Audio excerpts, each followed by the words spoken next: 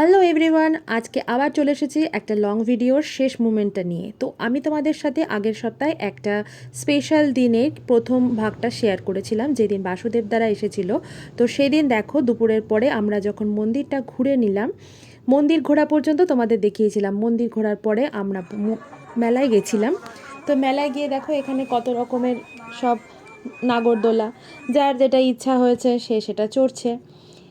তো কেমন লাগছে বলো মেলাতে দোলনা চড়তে?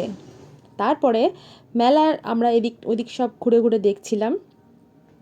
মেলা মানেই তো বিভিন্ন রকম দোকান, খাবারের দোকান, সব কিছু আমরা ঘুরে ঘুরে দেখছিলাম। আর তার সাথে এই যে এইটার দিকে না গেলেই নয়, কি বলো বন্ধুরা? এই দোকানগুলো আমাদের সব সময়, আমাদের মেয়েদের বিশেষ করে সব সময় আকর্ষণ করে। সেই জন্য মেলায় গেলে এইগুলো তো আমাদের দেখতেই হবে। তাই আমরা ঝটপট এইগুলো একটু দেখে টেকে নিলাম। তোমাদেরকেও দেখাচ্ছি, দেখতে থাকো, আর কার কোনটা লাগবে কমেন্ট করে জানাতে থাকো। এরপরে এটাও তো রোজকারের প্রয়োজনের জিনিস। এই ধরনের ছাকনিটা কিন্তু আমি প্রথম দেখেছি।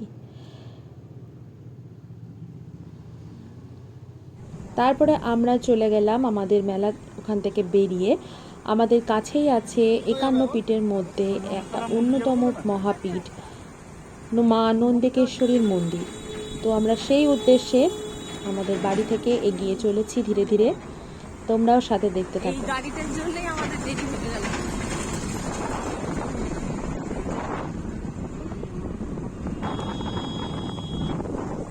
এটা হচ্ছে আমাদের ভাষা ব্রিজ। ভাষা ব্রিজটা তাড়াতাড়ি করে পেরিয়ে গেলাম। তারপরে এবার আমরা রাস্তা দিয়ে যাচ্ছি।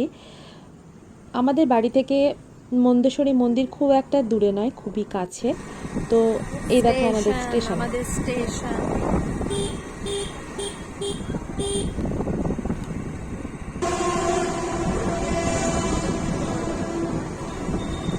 আর স্টেশনের পাশেই আমাদের মায়ের মন্দির। তো আমরা চলে এসেছি।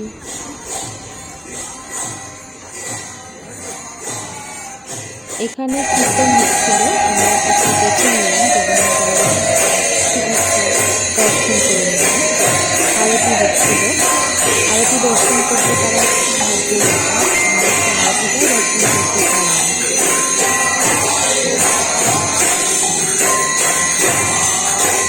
করতে পারলাম।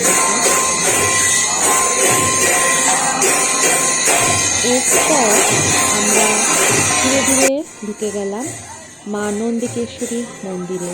দেখো এখানে লেখাই আছে মা নন্দিকেশ্বরী মাতার মন্দির। তো মন্দিরে ঢোকা মানে ঘন্টা বাজিয়ে আমরা সবাই ঢুকেই গেলাম।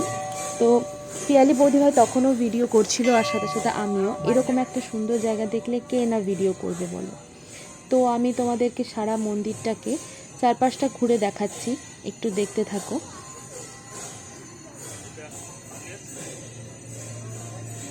এখানে ছোট ছোট অনেকগুলো বিগ্রহ আছে এবং তার জন্য অনেক ছোট ছোট মন্দির আছে।